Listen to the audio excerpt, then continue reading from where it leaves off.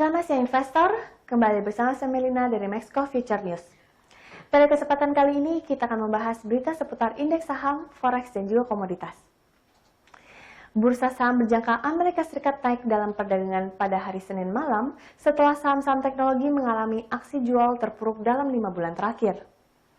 Indeks Dow Jones Industrial Average Futures naik sekitar 250 poin, sedangkan S&P 500 Futures naik sebesar 0,5%. Untuk Nasdaq 100 Futures naik sebesar 0,2%. Bursa saham Amerika Serikat baru saja mengalami tekanan yang cukup dalam dan menghentikan kenaikan beruntun dalam 5 pekan karena tertekan yang cukup dalam di sektor teknologi. Saham Amazon, Apple, Microsoft, dan Facebook terkapar dan mendorong indeks Nasdaq turun 3,3% dan merupakan pelemahan terbesar sejak bulan Maret. Dow Jones dan S&P 500 turun sebesar 1,8% dan 2,3% pada minggu lalu. Masing-masing membukukan kerugian mingguan terbesar sejak bulan Juni. Banyak orang percaya bahwa pelemahan saham-saham teknologi tersebut karena telah terjadi bubble akibat pembelian agresif saham-saham tersebut. Sedangkan bursa saham di kawasan Asia Pasifik dibuka menguat pada perdagangan Selasa pagi ini. Jepang barusan merilis angka revisi produk domestik bruto ke level yang lebih rendah. Indeks Nikkei 225 Jepang naik 0,37%, sedangkan indeks Topix Jepang juga menguat 0,22%. Angka produk domestik bruto Jepang untuk kuartal kedua 2020 direvisi. Ekonomi Jepang menyusut 8,1% secara tahunan. Angka tersebut lebih buruk dari perkiraan awal yang dirilis pada pertengahan Agustus yang telah menunjukkan ekonomi negara tersebut menyusut 27,8%. Di tempat lain, indeks saham Kospi Korea Selatan naik 0,59%. Di Australia juga mengalami kenaikan dengan ASX 200 diperdagangkan 0,99% lebih tinggi.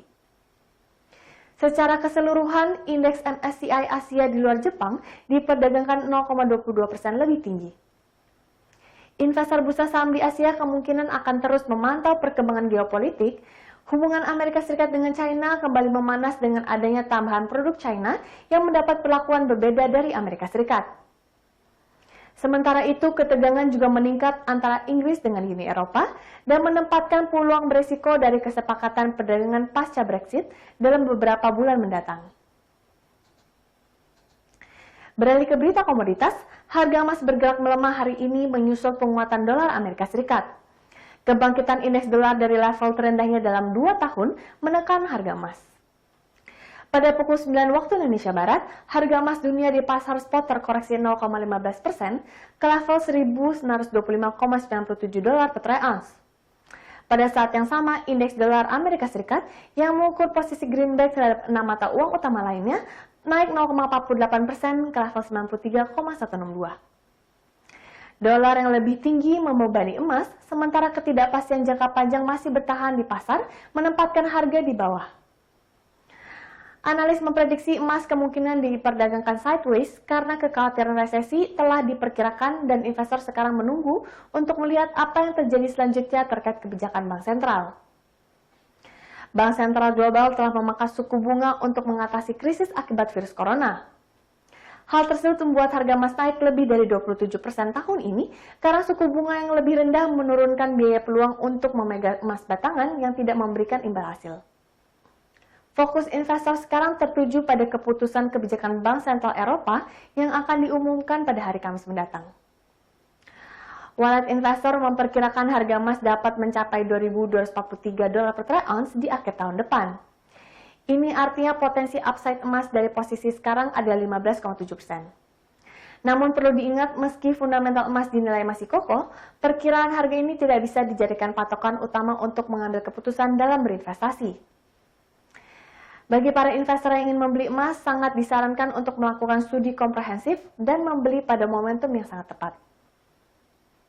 Bagaimanapun juga, gerak volatil emas berpotensi berlanjut mengingat dolar juga masih fluktuatif dan harga sedang konsolidasi pasca tembus level tertinggi sepanjang sejarah. Beralih ke berita minyak, harga minyak turun lebih dari 1% pada penutupan perdagangan Senin setelah dalam perdagangan sempat menyentuh level terendah sejak Juli 2020. Pendorong penurunan harga minyak ini karena Arab Saudi melakukan pemotongan harga yang cukup dalam untuk pasokan ke Asia selama 5 bulan ke depan. Sementara itu, optimisme pemulihan permintaan di tengah pandemi justru memudar.